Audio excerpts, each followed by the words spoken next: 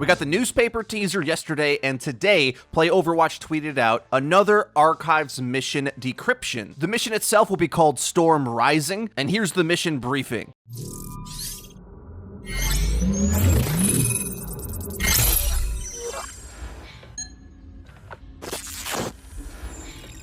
Commander Morrison, I have a proposal. We're going at catching Doomfist the wrong way. He's clean, but his accountant, Maximilian? Follow the money, and you'll find the dirt you need. I know you're worried about sending the strike team out again after what happened with Reinhardt, but I've been working with them, and I know they're ready. I'm putting Tracer in charge, with Mercy, Winston, and Genji in support. She's grown as a leader since the King's Row mission, and I know you'll agree. Call me back when you get this. And Commander, trust me, they'll get it done. Sojourn out.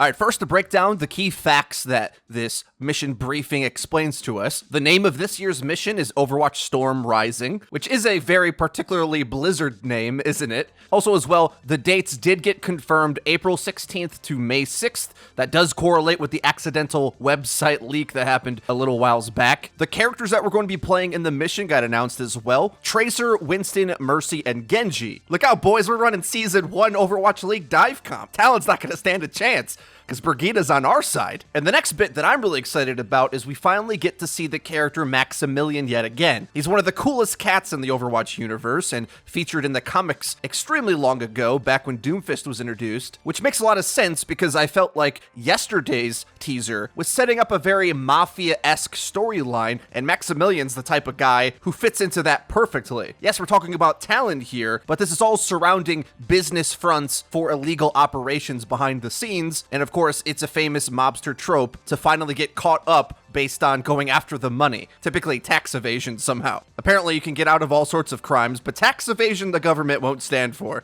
and that's kind of similar with this. Not to mention, Maximilian shares a striking resemblance to the Don Rumbatico image on the rum distillery. So, despite me thinking that it may have been a Talon-based mission, well, it looks like the Overwatch strike team is indeed heading right into the eye of the storm, and I would imagine through the gameplay, by the time you hit the end of it, it's going to get really hectic over there. And as the battle rages on and the enemies get harder and harder, the storm's probably going to get more and more severe, just to make for an even more epic escape as you get the heck out of there in the last few seconds. Now, as we know from the Retribution event last year, they sent Blackwatch in to try to capture that guy Antonio, but Reaper decided to clip him instead, being the downfall of Blackwatch and Reaper as a character. This one won't be as dark and menacing. As we know with the completed timeline, all of these characters that we're going to be playing are good guys, which is good because I don't want them to kill off Maximilian. I think he's way too cool of a character, and any involvement he has with the Overwatch story is a good thing. Now, what I'm not so sure about is where this mission lands in the Overwatch timeline. They're going after Doomfist, which means he's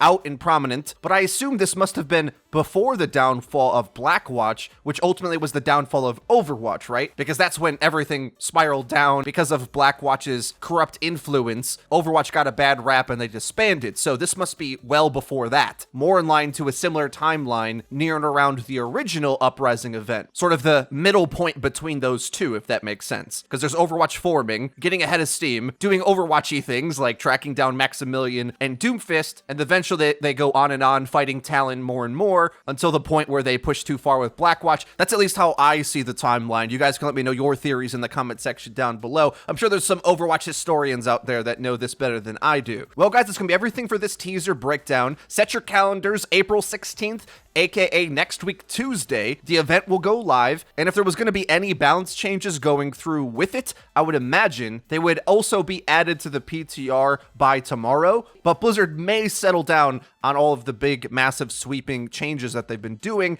and we'll only be getting the Junkrat bounce change and the few other changes that came with that patch, barring anything new that they add in the last minute. But they usually like 2 weeks of the PTR to get everything fully tested, so I doubt it. I think that's all we're gonna get for now. Well, guys, if you enjoyed the video, please be sure to leave it a like. It really does help us out and lets us know that you're enjoying the content, and if you haven't already, please subscribe, and be sure to hit the bell icon so that you get notified when our videos go live. Link to the description is our Twitter, where we tweet out news, updates, and dank memes. That's been it for me. I've been FREEDO for Your Overwatch. See you guys next time.